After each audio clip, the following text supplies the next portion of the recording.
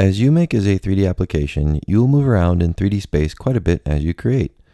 Let's start by showing you the orbit button in uMake. The orbit button is the blue button that is located in the lower left corner of the interface by default. Tap and hold the orbit button with one finger, and swipe with another finger or stylus to orbit around in 3D space. Double tapping the orbit button will enter into a view mode that lets you use one finger to move around if you want to present your project. You will see that a side panel appears enabling you to save views.